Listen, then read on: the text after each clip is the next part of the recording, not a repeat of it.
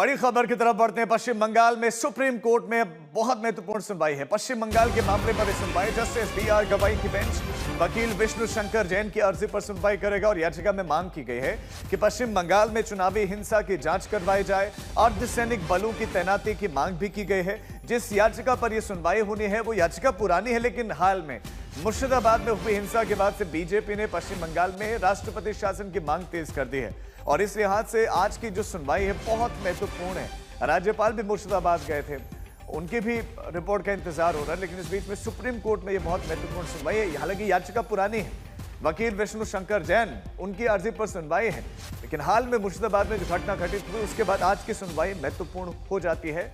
राष्ट्रपति शासन की मांग बीजेपी के नेता लगातार कर रहे हैं। चुनाव पश्चिम बंगाल में राष्ट्रपति शासन के अंतर्गत ही हो, ये मांग की जा रही है।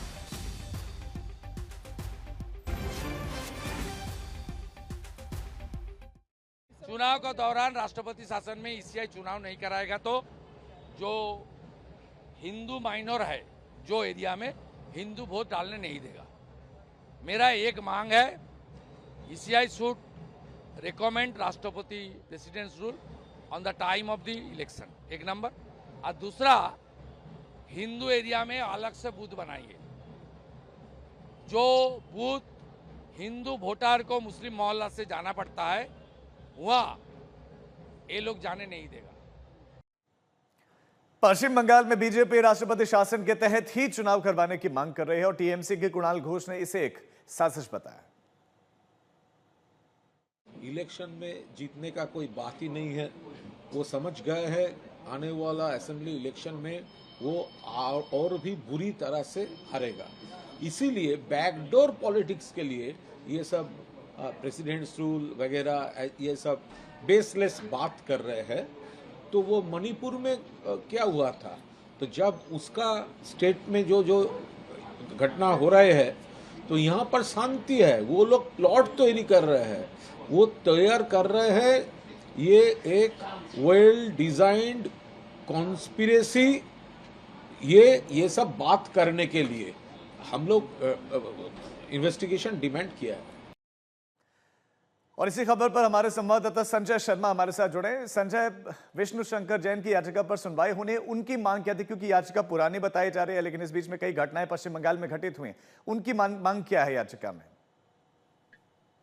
देखिए राजीव, उनकी मांग तो सीधे सीधे उस समय की है जब पश्चिम बंगाल में चुनाव के बाद अचानक हिंसा भड़की थी, जब टीएमसी दोबारा जीत गई।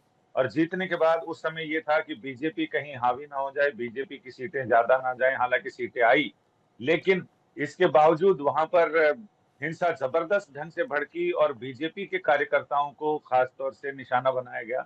उस समय ये मांग की गई थी कि वहां राष्ट्रपति शासन लगाया जाए, लेकिन तब से अब तक ये मांग इसलिए जमी हुई है क्योंकि हिंसा का दौर रह रहकर छिटपुट चलता है। क्योंकि पश्चिम बंगाल में हिंसा हो रही है, इसलिए बहुत सारे जो मीडिया में भी बहुत सारे सेक्युलर टाइप के जो मीडिया के कर्मी हैं, वो लोग इसको बहुत ज्यादा उठाते नहीं हैं। लेकिन सुप्रीम कोर्ट में ये मामला गया है और सुप्रीम कोर्ट में अभी की हिंसा को लेकर, मुर्शिदाबाद हिंसा को लेकर चर्चा गर्म है। लिहाजा ये याचिका पुरानी याचिका है लेकिन अभी भी समीचीन है। ये इसकी प्राथमिकता बनी हुई है, अहमियत बनी हुई है। जी। आज ये देखना दिलचस्प होगा कि जस्टिस बी.आर. गवाई की अगुवाई वाली पीठ इस मामले में क्या निर्णय लेती है या कैसे आगे बढ़ती है सुनवाई।